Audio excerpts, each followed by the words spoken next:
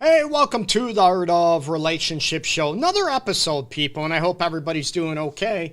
Today, going to be a sort of a potpourri show, if you will, a variety show. Going to be talking about, yes, your favorite subject, sex. We're going to talk about maybe a little bit of healing the past and what is needed to heal that. Plus, I am here to answer your questions regarding dating life, yes, intimacy, marriage, relationship, and about self-love and self-respect. So people, don't go anywhere. Going to be right back right after the intro. So you know what? Stay tuned, people.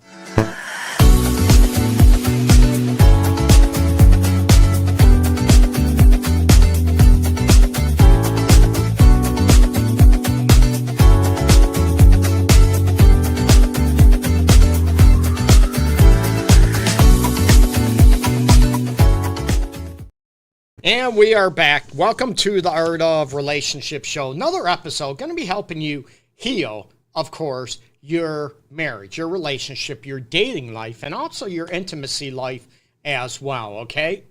I'm your host, as always, Greg Dudzinski. I'm a fully licensed professional counselor here in Detroit, Michigan, and have been for, 22 and a half years now. And I'm a relationship and sex specialist. I also have a lot of grief, a lot of trauma experience as well. So get your questions ready, and I'll do the best I can to answer them out there, okay, people? Hopefully everybody can hear me. Excuse me. In audio, tech, everything's going smooth out there, okay? So I want to talk about a lot of issues come up regarding intimacy, right? SEX, right? And a lot of people have a hard time talking about it, and I get calls on a regular basis that, you know what, hey, my girlfriend, my wife, she won't ever talk about it. She won't tell me what she likes, what she needs, how to please her, or him too, right? A lot of people are still shy, anxious about it. And I look at, I want to look at, where did you learn about sex, right? Where did you learn about intimacy? Where did you learn about lovemaking? And about maybe your judgments, your biases about it, what your beliefs and values are about it. Would that help you be able to talk about it? Or some people are embarrassed. Oh my God, if I bring this up, my girlfriend, my boyfriend, whatever, they might think I'm a freak. They might think I'm slut. And I'm not in slut shaming. I'm sex positive. I'm like, whatever two consenting adults or group consent to, it's whatever works for you, okay? So as long as it's consensual, it's up to you, right? And, we're not talking pedophilia, gross, we're not talking about that stuff. We're talking about, what works between adults, consenting adults, and what works for you. So a lot of people will look at the situation and, oh my God, I'm so paranoid to be able to talk about, intimacy, to be able to talk about whatever because of stigmas, maybe stereotypes, biases, religious beliefs. Oh boy. And there's, a lot of us that work with religious traumas too, that, religious try to dictate how you should live your life. No, not at all. Hey, Jamie, hey, what's happening? Beans, what's going on? So I want people to be able to tune in and to learn and challenge your beliefs when it comes down to, talking about intimacy, talking about sex, and to be able to look at, what blocks you, what gets in the way about it. And it could be you are one that can talk about it freely, whatever, what you like, what you want to do, what, what turns you on, what turns you off, all of it. But your partner could be very, very shy about it, maybe apprehensive about it. Maybe there's guilt and shame surrounding it, or there's, past traumas, right? There's, as far as, abuse type situations, right? So we have to look at and uncover what is the most difficult thing for people to be able to talk about. And again, this is not a right or wrong situation. It is about looking at what works for you to make you more comfortable opening up about it and being able to look at the situation. Hey, you know what? I want to be able to look at what is happening with both of you, and to be able to look at, what's it take to get you more comfortable talking about it, but not only talking about it, to be able to express what your maybe fantasies are, what you want to try, what you want to do, without being able to, get in a situation to where, you know what, I'm so paranoid or I'm embarrassed to talk about it. I get it, people, but that's where I don't want people to be able to look at. I want people to become more confident, more assured, and be humble. Hey, if you don't know anything, that's okay, right? I want people to be able to, look at it and look at what is needed to be able to talk about it, and to be able to, justify what is happening and what is needed for everybody, okay? Again, this is not a right or wrong situation. It's what's going to make you uncomfortable. So first I ask people, hey, what are your views on intimacy, on sex? What is your view on being able to talk about it? What is your view to be able to, the stigmas behind sex, behind intimacy? And that's where I want people to be able to look at, and to be able to go ahead and understand, to break those stigmas, to make you more comfortable. And someone said, taking a break from intimacy, taking a break from physical intimacy, sex. I don't know. I'd love to hear what your take is on that, okay? But again, throw your questions out there down below, people. It doesn't have to relate to, what I'm talking about at all. I want to help people out there. So get your questions ready. Let me know what I can do to help you to be able to, kick up your love life, your relationship, to kick up your, your marriage, emotional, mental connection, and of course, physical connection, right? So go back to stigmas, about intimacy, about physical intimacy, and to be able to look at, what is the most scariest thing for you, the most, fearful, the anxiety-ridden thing to talk about intimacy, with your partner, okay? And again, is it taboos? Is it being able to look at the situation to, what, I'm embarrassed, or I might sound stupid. I might sound like I don't know what I'm talking about. And that's okay. You might not know what you're talking about, but don't be ashamed of it. I want you to learn. And there's a lot of people that look at, I'm 30 years old, I'm 40 years old, I should know everything, right? Everybody's different. Hey, I don't know what you like. Tell me. I'm embarrassed to ask because I should know, right? I'm 40 years old, 50 years old, 30 years old, whatever it is. And this is not a gender-specific issue. It's an individual issue. But I want people to be able to fight through the embarrassment, the shame, self-shame that they put on themselves to be able to look at, what? Hey, I don't know. Teach me, right? And I do a few episodes on this throughout the year, and to be able to look at, to help people be more comfortable and know, hey, what is getting in the way? Even if I say, some people love nasty talk, dirty talk. Oh yeah, baby. But they're like, ew, I can't do that. I can't. I feel like a bad person. And that's where I look at the stigmas, and that's where I look at what is getting in the way of people talking about sex, about intimacy, right? And I tell you, I deal with it on a regular basis in my office.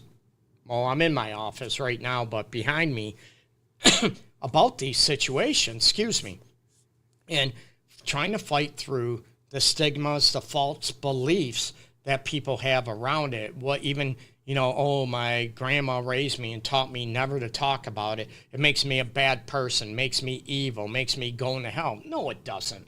Okay, so I'm all about fighting and challenging faulty belief systems to get people where you want to be, and I said, in a consensual manner, and to fight the stigmas behind sex, behind sex, right? And I want to know, I'd love to hear, what your stigmas, what your beliefs are.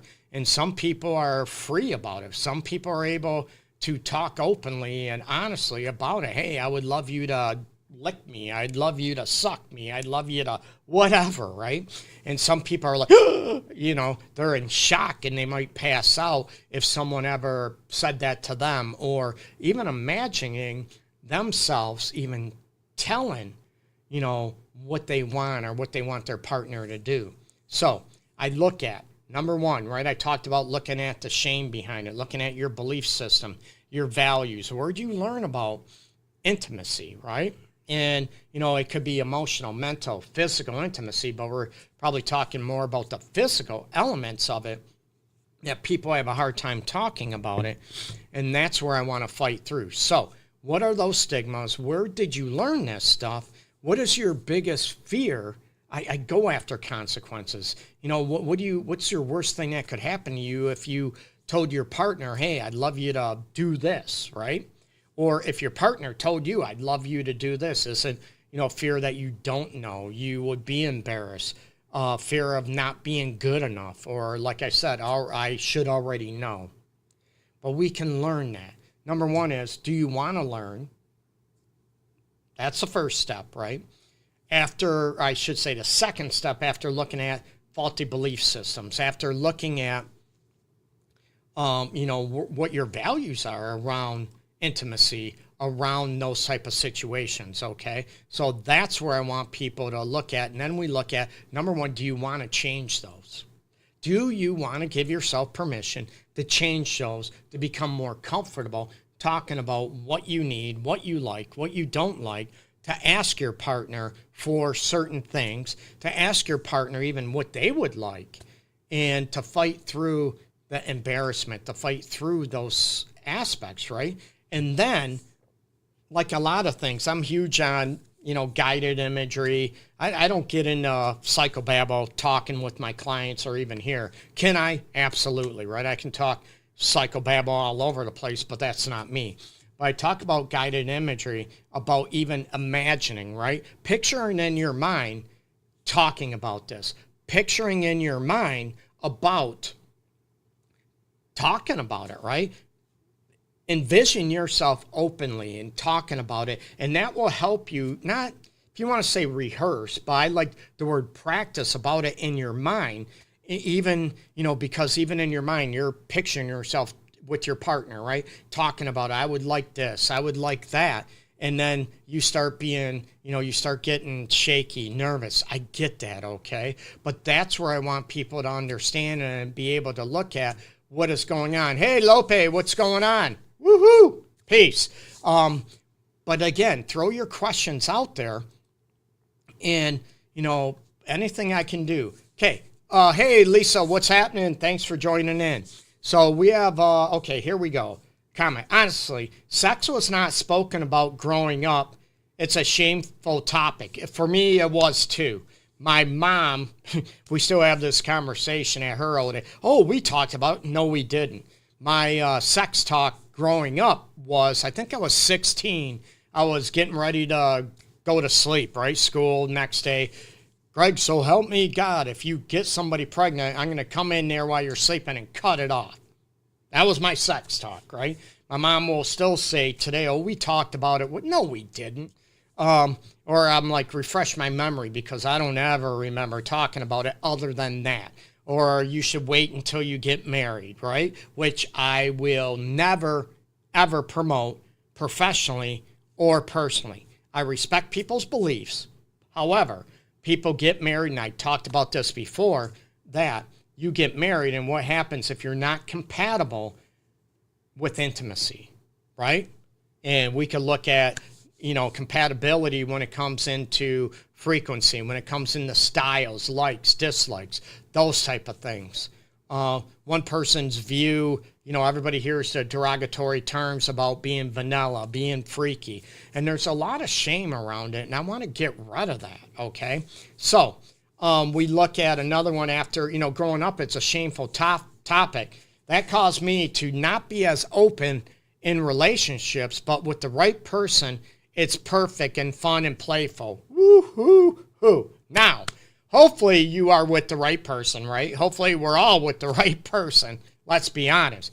But I'm even, I even ask people, right, the right person matters.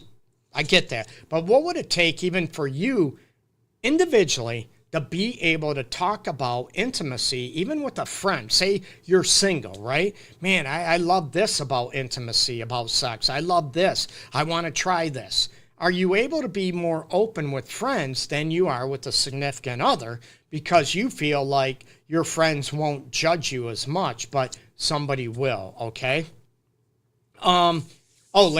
Mention my story. That's terrifying. Not far from my experience. Fear-based, right? Well, how many people are raised, fear-based? Some of it might be good, keeps us safe, keeps us out of trouble, right?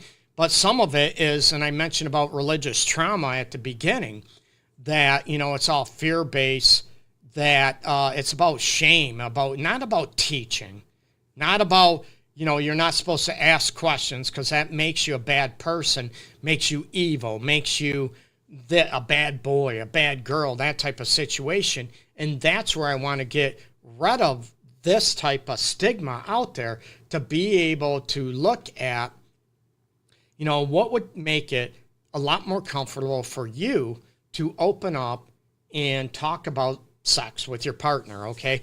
And I already mentioned, right? Look at your biggest fears. Is it embarrassment that, might like something and bring it up and your partner's going to shame you or think you're gross, degrading?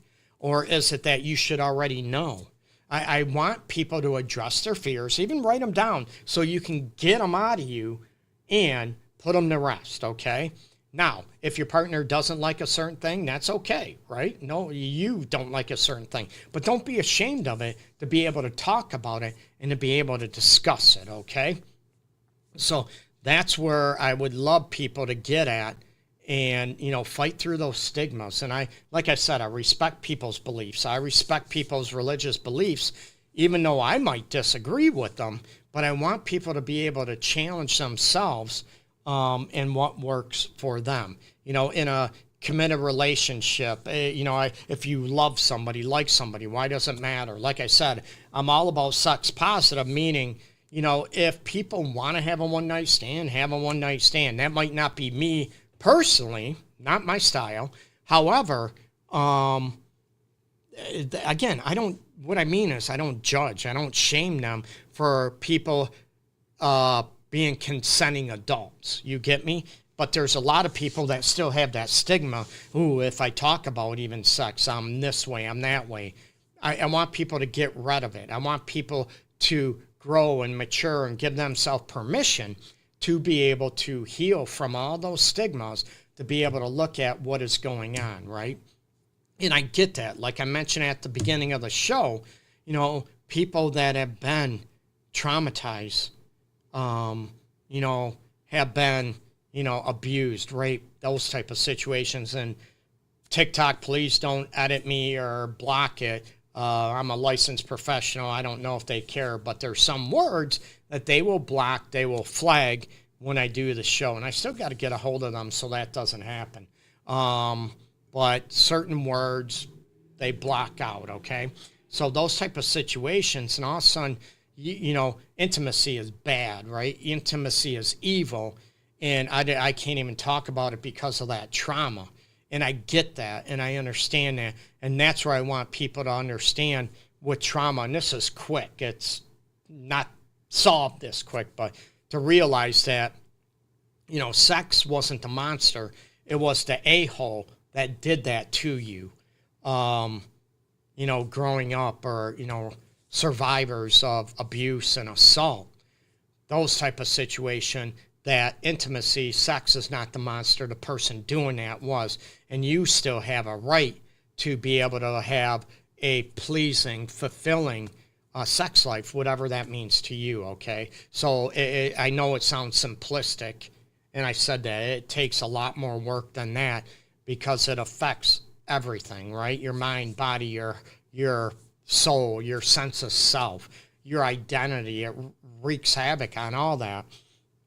And that's where I want people to be able to, go through that. And I've literally worked with over 1,000 women over the years that have been assaulted, raped, And I'm a man. I'm like I tell clients, I'm very flattered to try to help people, help women through that. Okay. Hey, Heather, what's going on? Woohoo! So, throw your questions out there, throw your comments out there. When did you start being more comfortable talking about intimacy, about sex, about what you like, what you don't like? Some people, hey, Heather, so some people will look at, crap, I was talking about it when I was 10 years old. I was talking about it when I was 13, whatever. And some people, it took me until I was 30. It actually didn't, I wasn't comfortable until I had a kid, until this happened, until I was 40, 50. Everybody's different. Again, this is not shameful. Not judgment, not bias. It's about being able to help people and learn. I get it. It's not a judgment. It's being able to look at what is going on, those type of situations, okay? Hey, New York City, what's happening? So that's where I want people to understand. And, when it comes into sexual awkwardness, when it comes into the fear about even talking about it, and, like I said, with rape survivors, those type of things. Why do I fall in love with, is it host Greg? I don't know.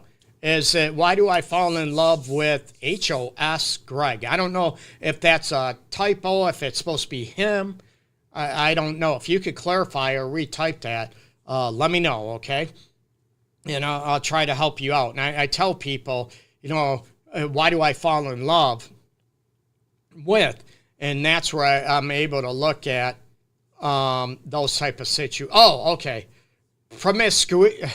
There we go. Why do I fall in love with promiscuity with women, right? And again, I look at, now this is it because of the hook, right? Is it because of the chase? Is it that you are trying to, you love intimacy, you love sex, and is that the hook? Or is it a lot of people, they love to chase, right? And I ask people, I run into this all the time, right? Women with potential in men. Oh, I'm going to be the one that change him to stop. I'm going to make him monogamous now. And the same thing with men. I'm going to make her monogamous and she's going to love me so much. So I ask people what the hook is, what the chase is, okay? And that's where I want people to understand, to look at, what is the hook? And I tell people, a lot of people like me in the field, professionals, researchers, Kinsey Institute. I could go on and on about, in the field, about relationships, mental health. They try to define love, right? Love is this, that, whatever. And I tell people, I'm specific and I'm direct. I tell people love is a feeling. Sometimes it makes perfect sense. Sometimes it doesn't make any sense why we love somebody. And we can look at, is it because we don't want to be alone, so we pretend or fall in love with somebody? I look at all that, right? Is it that, again, the hook about, falling in love with women that are promiscuous?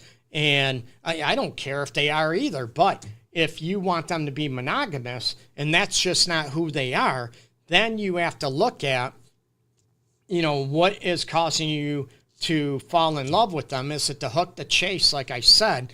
Or would you be able to look at, can you still have that active, lively, fulfilling sex life, but have that with someone that is monogamous for only you? So this is where I look at people to be able to understand, to be able to look at what is going on and what is the hook in it, and can you go after it, or are you afraid of being bored? Are you afraid of being, that's where I'm looking at. That's where I want to be. Hey, I appreciate the hearts and the likes. Thanks so much. So that's where I look at those situations, not a right or wrong. I look at how do you want to be and what is getting in the way of that. Or we're able to look at the situation, the setting of, excuse me, you know what? You say you don't like this or you fall in love with this, but is it healthy for you? Is it healthy? Is it going against what you value? Is it promoting self-love and self-respect? Or is it about, just some healing, right? Some people, yeah, everybody's heard of mama issues, daddy wasn't, whatever. But I think a lot of people, they try to look on that, and, in the field, they talk about attachment theory, right? And there's a lot of myths, a lot of holes in attachment theory. That might be the case. That might not be the case. The issue is, what do we do about it now? Okay. And like I said, we can look at self-worth, self-esteem issues. That's a big step to be able to look at what is happening, what is going on, and what do you like? Or if you like women that are promiscuous, then are you okay with that? Yeah, what I can do to help you be more at peace with that situation, okay? And individual mentioned, yeah, definitely the chase and the fun excitement. Yeah, it's that fun excitement till you wake up in the morning and say, oh my God, I'm in love with her, or I'm in love with him, but they're not monogamous. They don't only want me, right? As I said, it's almost like when people that go out and drink and they go out and drink, right? And we're having fun, and they're having fun and they love it until they wake up in the morning with a hangover, right? So, and they're like, oh my God, what did I do? That type of situation, okay? So that's where I want people to come out there and look at what's happening. All Natural, what's happening? NJC on Instagram. I appreciate everybody tuning in very much. So Cyclone, what's happening? Okay. So those are situations where I look at, going back to and being able to talk about the, what the hook is of why are you attracted to certain people that are unhealthy for you. And, when it comes into, a lot of people, they love that chase. It's exciting, whatever. And then they get their heart ripped out, and then they're wondering why they did it. I get it. I understand that. But are you able to be able to, look at those situations, okay? Hey, Shay, what's happening? I appreciate you joining in. So, more comments I have. Okay, when I was with someone who I felt comfortable with, that I felt safe with, and I knew respected me, no judgment zone. And that is awesome, and that's a great point, right? When you're talking about fears and talking about sex, fears of talking about intimacy in those situations, okay? And, it makes it a lot easier when you feel your partner is not going to judge you, right? Oh, I want to do this. Oh, I'd love it to do this. I love it. I love this, oral sex. I love this. I love that. And your partner's like, ew, right? Now you don't feel safe. Ew, that's gross. Now you have to look at, are you compatible or not?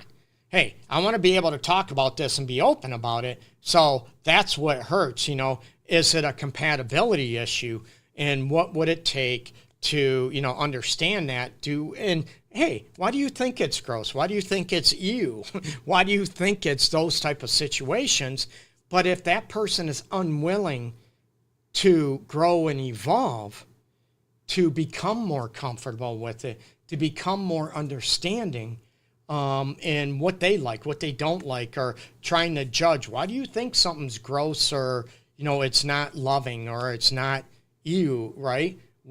Challenging people, that's what I mean, about not bashing, not judging. When I say challenging people, it's about challenging their belief in a respectful manner and asking, why do you believe this way? Hey, where'd you learn this from? Have you ever thought about or given yourself permission to maybe look at something differently, okay? And sometimes you think but you don't until you experience it. I don't think I ever truly felt safe and respected. My heart goes out to you, and I get that, and it's hard. Now, I might be able to relate as well, especially being able to, for me, being able to have deep conversations emotionally, mentally, about sex, about emotions, mental worldviews. That's important to me, but some people view, they're not about depth. They don't want to talk about really much of anything. Yeah, I heard about this, and it's more of a monologue, not a dialogue, okay? So now we can get into the situation of what works for you and, what are you looking for in a partner? Hey, Miranda, I appreciate you joining in. Some of it is not knowing what a healthy relationship looks, feels like, so you keep going for the same negative behaviors. You know what? I get you on that. And a lot of people don't know any different. And I even ask people all the time, probably every new couple, I'll ask them, okay? I know it might be repetitive, but it's important. It's important to them to know. And I ask them, what is your expectation of a happy, healthy relationship? And I ask them as individuals, right? Because to me, it might be one thing, but it might be different for everybody else, right? Now, the baseline, yeah, you feel respected. Absolutely, right? That's healthy. You feel loved. You feel appreciated. You feel desired if that's important to you. You feel like you're a priority. You feel like you're important. And this is about taking each other into consideration, that type of situation, right? How those look are different to everybody. So you're right. The viewer that mentioned that comment, I agree, because a lot of people, they grew up with mom or dad getting abused physically, emotionally, getting beat, getting cheated on. So they assume that's what a relationship is, right? So I got to be okay with that. And I can't tell you how many times over the 22 plus years that I've heard this, that it's, a relationship is this way, it's that way. That's what I learned. That's all I knew. I get it. I understand that. But now I want people to understand what you learned is not healthy unless you're okay with that. Excuse me. So that's where I look at trying to challenge people's beliefs and trying to teach them about self-love and self-respect. But that is different for everybody. Again, to look at what is healthy for you. What is understanding for you? That doesn't mean it's easy. That doesn't mean, you're automatically, because it's going to appear right in front of you. No. But it's also commanding self-love and self-respect at the same time, knowing what's important to you, what you're not going to tolerate. And this goes with, boundary issues about people disrespecting you, using you, those type of situations. So I get that. I understand that fully, okay? And again, it is so not easy for anybody, okay? So that's where, about feeling safe, talking about anything and everything. That's important to me personally. And that's, I even promote that with couples. But again, it's not according to me. It's according to what that looks like for them. If both couples, they're, both people of a couplehood, husband, wife, if they could care less about talking about a certain thing, that's up to them, right? Again, there's nothing wrong with it. It's about trying to look at and understand what would make you comfortable talking about anything and everything. You get me? About things that are important to each one of you, regardless if that other person, that's not important, or I'm uncomfortable talking about it. So their partner is going to feel lonely. I can't open up. I can't be vulnerable. Hey, I know I can't talk about this, so now what do I do with it? You get me? And that's where problems and challenges come in when you get away from that sense of safety, when you get away from that judgment, and hey, you are left feeling unfulfilled. And we're not talking perfect, okay? And I tell people, I mention it on the show all the time, right? It's not about perfect. Nothing is perfect, okay, people? It's not about being perfect. It's about being able to grow and evolve and working together and listening to each other and respecting one another, okay? And are you able to openly talk about, like I started the show with today, about talking about sex, what you like, what you don't like, what you want to try, what those type of situations. Lady talking about, I want to hang from the frickin' ceiling light, right? And I'm like, that'd be great, but frickin' ceiling light won't hold, that type of situation. So it's being able to look at those type of elements and what works for you. Hey, Pedro, hey, what's going on? So throw your questions out there down below. So before I switch gears a little bit about healing the past, I want people to be able to look at what would it take if you are uncomfortable talking about sex and intimacy, likes, wants, fantasies, want to try, don't want to try, those type of situation, what pleases you, what's fulfilling to you. And if you're open and honest, but your partner isn't, I would ask him or her, hey, what are you afraid of? Don't judge. Don't come. What are you afraid of? Oh my God, that's stupid. You get me? That's disrespectful. That doesn't create a safe environment. Don't do that. Come to them out of curiosity, out of care, out of concern about, hey, I get it's hard for you, but what would make it easier talking about you? Are you, embarrassed? Are you shameful? Tell me, what can I do to make it safe enough for you to even open up and let me know what makes it hard for you to talk about it? A lot better, right? Than judging, about being able to, assume and judge and slam your other person. And a lot of people will, oh my God, they'll judge. That's stupid. Well, I think it's not stupid, right? And you get in an argument, or your partner, or maybe you've been there, just learn, I can't open up to you. I don't feel safe with you, like a viewer mentioned in a comment earlier I read off. You're going to feel judged. You're going to feel shamed for feeling a certain way. And then your partner will keep yelling, maybe, well, you never talk to me. You never open up to me. Well, duh, right? How professional me saying that, duh, right? Not going to open up to you because I feel judged by you. And if they say, hey, I feel shamed, or I feel judged or belittled by you, last time we talked, oh, that's stupid. That why would you think that? You just proved my point again. That needs to stop, okay? That needs to stop, like, now, because I'm looking at and asking people, I do this on a daily basis, right? What would it take for your partner? What do you need from him? What do you need from her to feel safe enough to open up and talk about the stuff you want to talk about? And if your partner never wants to talk about it, then you have to look at, are you going to be happy living that life? Not for me to say. It's for you to be able to look at and understand and what's important to you and what type of life and what type of marriage or relationship you want, or dating life. Excuse me. Okay. Now, getting on to real quick about healing the past. And part of this is, I just mentioned, right, about degrading your partner, making them not feel safe, and, get rid of judgment in a relationship. But I look at healing the past. This is going to be real quick, okay? But I have couples coming in shortly. So, healing the past, I look at, what are you doing to connect with the person, or both of you were hurt, devastated.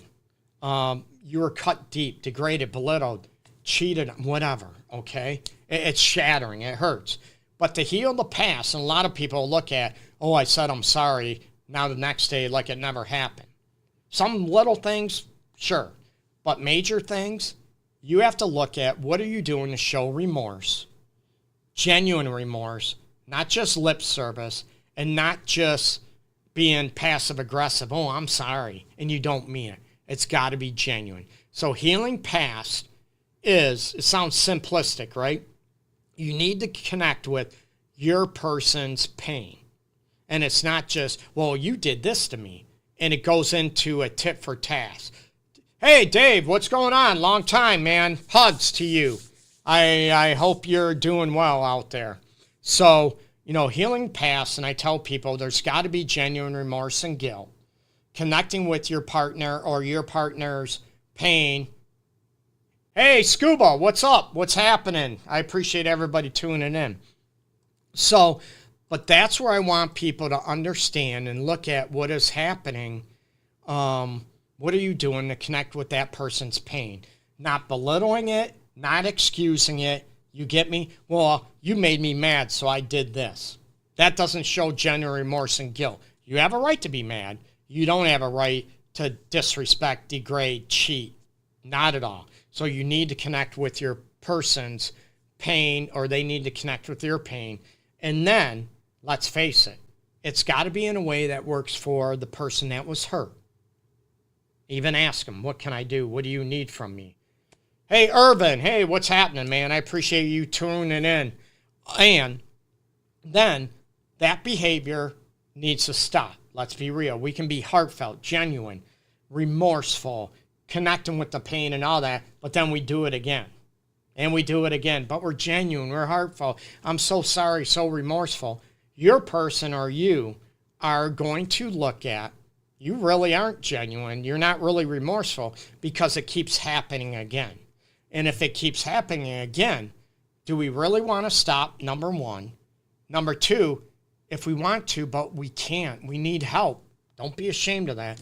Are you actually reaching out to resources, counseling, help, a mentor, whatever that works for you that can help make you, if it's lying, if it's impulsive behavior, if it's whatever it is, are you able to reach out to get help? And that's going to really add to the remorse and connecting with the partner because, hey, I'm really sorry. I'm reaching out. Make sure this don't happen again. Those are going to be two things that are going to happen. Okay. So I have to let you go. I appreciate everybody tuning in. Remember, check out my website, theartofrelationships.org. I do have self-help courses on there. Check them out. And I had a website glitch that I'm hoping is fixed when it comes to the courses now. They should be fixed. So check them out. I do have a healing after an affair. I do have, reigniting your relationship and a premarital course too. Self-help, everything, whatever. Any questions you have about that, private message me, DM me, email me, whatever I can do. So check that out, theartofrelationships.org. And please follow me. I appreciate it. Follow me, subscribe, YouTube, all over social media, at LoveGuruGreg. If you want to catch or watch a lot more of the show episodes, videos, the easiest way is actually YouTube. They're right there. They're all in order at LoveGuruGreg. So try to check in. Bray, I appreciate you. Lisa, Heather, thanks so much for tuning in. I know your time is valuable, and I'll never, never take that for granted for watching the Art of Relationships show. So you can, hey, Lisa, so you can catch me next week, Wednesday, 12 noon Eastern time. And again, throw your comments out there. I'm always looking for feedback. I always ask, would you prefer me doing the Art of Relationships show, same format, 8 p.m. Wednesday evenings, or keep the 12 noon? Throw me your comments. I'd love to hear them, okay? I do the show for you to try to help people out as much as possible to have a more fulfilling relationship, marriage, sex life, the more fulfilling, dating experience, and also a more fulfilling sense of self-love and self-respect, okay? Remember, relationships and marriage are a huge investment, right? Take the time and energy to put into them, okay? Peace and love, people. Take care. Bye-bye. Peace.